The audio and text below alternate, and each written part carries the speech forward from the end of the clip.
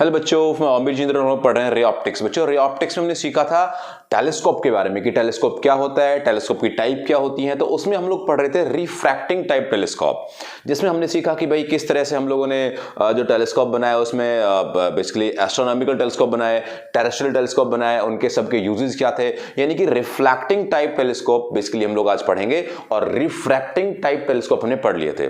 तो जब refracting type telescope ने पढ़ लिया तो ऐसी क्या प्रॉब्लम हुई रिफ्रैक्टिंग टाइप में कि हमें रिफ्लेक्टिंग टाइप पढ़ना पड़ा।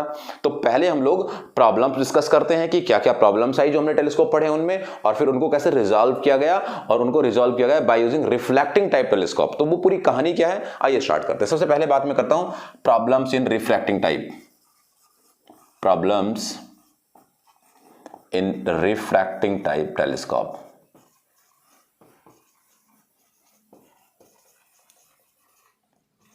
तो क्या इश्यूज थे? सबसे पहली प्रॉब्लम कि एक तो वो बहुत हैवी होते हैं, बहुत बड़े बड़े लेंस उसमें लगे होते हैं। तो बहुत बड़े बड़े लेंस लगे उससे क्या होता है, वो बहुत हैवियर होते हैं, यानी कि उनको यूज करना बड़ा ही हार्ड होता है, राइट। तो they are very heavy and hard to handle. बहुत ही मुश्किल होता है उन्हें हैंडल करना, उन्हें यूज करना। बड़ी बड़ी क्रेन्स लगा के हम उनको यूज करते हैं, बड़ी बड़ी डिवाइस मशीन हमें उसमें चाहिए। ये एक बड़ी प्रॉब्लम थी वहां पर। दूसरी प्रॉब्लम है वो है आपकी स्पेरिकल एब्रेशन। Spherical abrasion. अब ये स्पेरिकल एब्रेशन क्या है, जैसे मैं पढ़ा चुका हूं वैसे तो स्पेरिकल एब्रेशन क्या होता है आप सर्च करें स्पेरिकल एब्रेशन बाय आमिर जिंदर, तो वहां पे आपको मिलेंगे डिटेल्स। बट फिर भी मैं यहां पे समझाऊंगा कि स्पेरिकल एब्रेशन क्या दिक्कत है और इसको कैसे दूर किया गया। And third problem is that is the chromatic aberration. That is chromatic abrasion. अब ये क्रोमेटिक एब्रेशन क्या है, तो इसकी भी स्टडी आइए बच्चों कर ही लेते हैं। तो heavy and hard to handle, ये तो हमने पढ़ लिया कि बहुत हैवी, बहुत मुश्किल है इसको हैंडल करना, इसको भी दूर करेंगे। दूसरा कि स्पेरिकल एब्रेशन वहां पे हो जाता है। अब स्पेरिकल एब्रेशन क्या होता है, स्पेरिकल एब्रेशन ऐसा होता है बच्चों से, मान लीजिए ये एक हमने कोई लेंस यूज किया, ठीक है भाई। तो ये जो हमने लेंस यूज किया, इस लेंस में अगर ये बहुत बड़ा है तो इस लेंस में ऐसा होता है कि लाइट रे जो पैरेलल आती है वो कहाँ पे जाके मिलेंगी, फोकस पे जाके मिलेंगी। जो भी लाइट रे जैसे पैरेलल आ रही हैं वो सभी फोकस पे जाके मीट होंगी। तो बच्चों यहाँ पे जो लाइट रे आती हैं वो सारी लाइट रे इस पॉइंट पे, यहाँ पे इसका कोई फोकस है तो वो सारी के सारी कंप्लीट फोकस में मीट नहीं होती। ये तो जैसे जाके मान लीजिए यहाँ मिल गई ऐसे, ये वाली थी वो थोड़ी सी और पीछे मिल गई, ये वाली थोड़ी और पीछे मिल गई। तो ये जो लाइट रेज मीट हो रही हैं ये सभी का एक फिक्स्ड फोकस नहीं होता।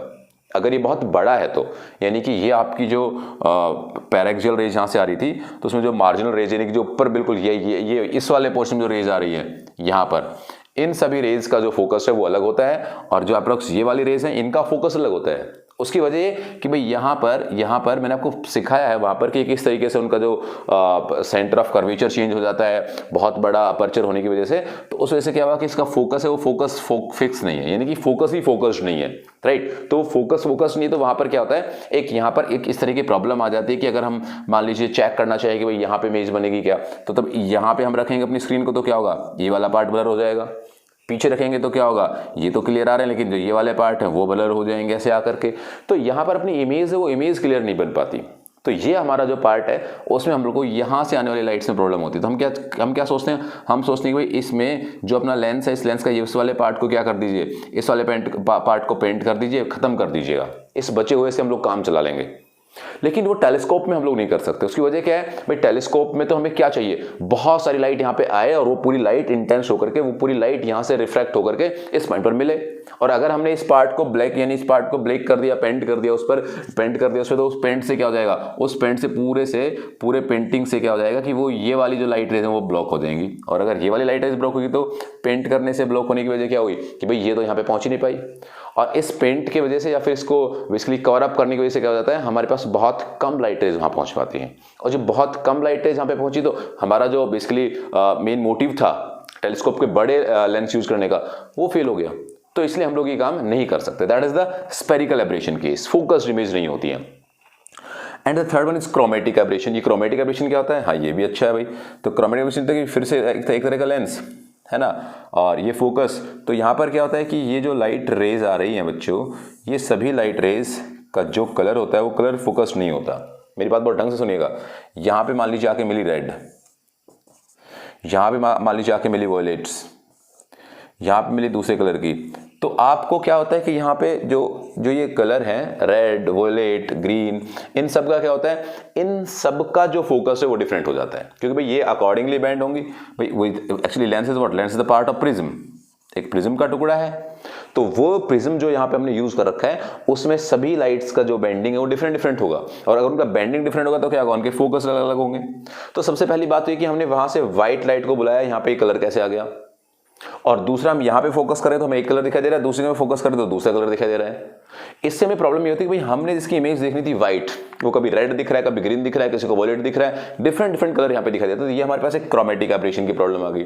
यानी कि 3 दिक्कतें हमारे सामने आई कि तब भी हम लोग रिफ्रैक्टिंग टाइप टेलीस्कोप, लेंस वाला टेलीस्कोप यूज करते हैं। उनको वो बहुत हैवी होते हैं क्योंकि वो मिट्टी से बने होते हैं, मिट्टी इन द सेंस की कांच जिससे बना हुआ है, तो उसमें सिलिकॉन से बने होते हैं, तो वो पूरा जो होता है उस कंडीशन में ये बहुत हैवी हो जाते हैं। दूसरा उसमें स्पेरिकल एब्रेशन हो जाता है, क्रोमेटिक एब्रेशन हो जाता है। इन सबको दूर हम करना चाहते हैं, तो इन सबको दूर करने के लिए फिर हमने पढ़ना पड़ा क्या, that is reflecting type telescope. तो रिफ्लेक्टिंग टाइप टेलीस्कोप क्या होता है, इसको हम स्टार्ट करेंगे। आप इसका स्क्रीनशॉट ले, इसे लिख लें, फिर इसके बाद मैं इसे रब कर दूंगा, जल्दी से कर लीजिए, लिख लीजिएगा इसे प्लीज। हाँ, तो रिफ्लेक्टिंग टाइप टेलीस्कोप में सबसे पहले हम बात करेंगे न्यूटोनियन टेलीस्कोप का, कि न्यूटन ने जो सोचा था कि हम कैसे टेलीस्कोप बना सकते हैं रिफ्लेक्टिंग टाइप, राइट। तो उन्होंने क्या किया, एक पैराबोलिक, भाई उनको क्रोमेटिक को भी खत्म करना था, उनको स्पेरिकल एब्रेशन को भी खत्म करना था, तो उनके लिए अब उन्होंने क्या किया, एक पैराबोलिक मिरर लिया, पैराबोलिक।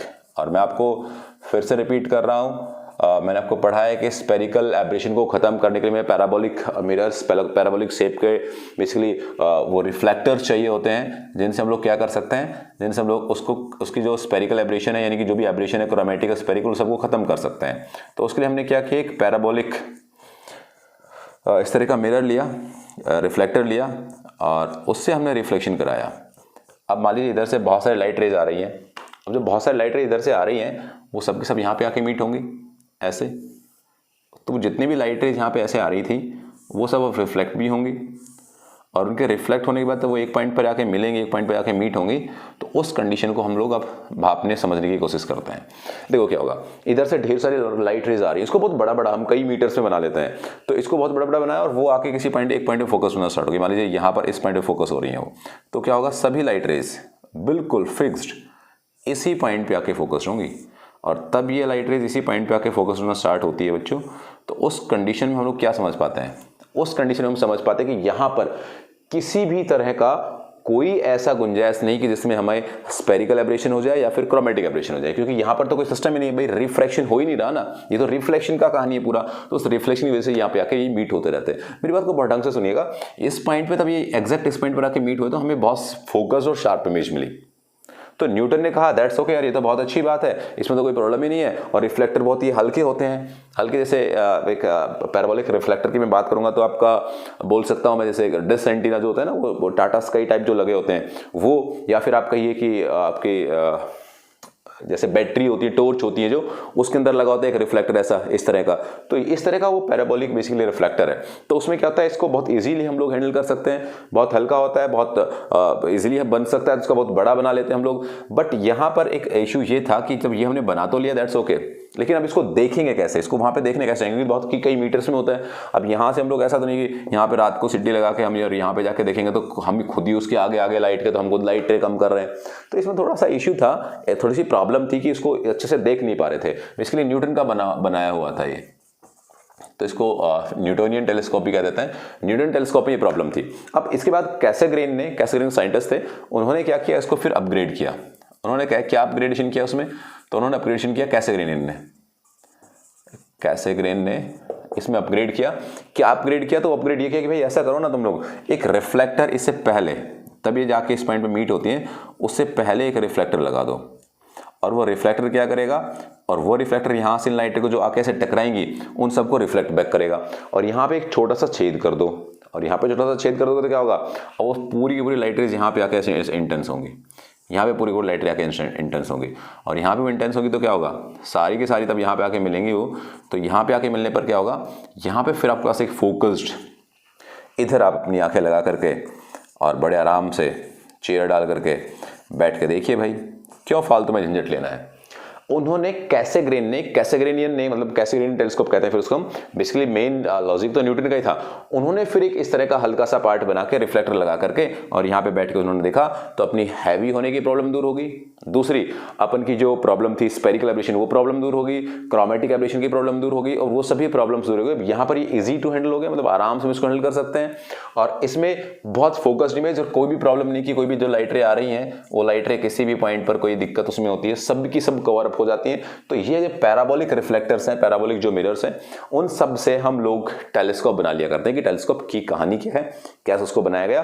तो मैं फिर से एक बार इस पूरे पार्ट को बता देता हूं आपको। टेलीस्कोप क्या था उसके लिए हमने बताया था कि टेलीस्कोप मेनली 4 हिस्सों में हमने बांट रखा था। पहले 2 हिस्से थे आपके रिफ्लेक्टिंग, फिर रिफ्रैक्टिंग की बात करूं तो वहां पर आपका एस्ट्रोनॉमिकल टेरेस्ट्रियल था, फिर रिफ्लेक्टिंग की बात करूं तो वहां पे न्यूटोनियन कैसेग्रेनियन था।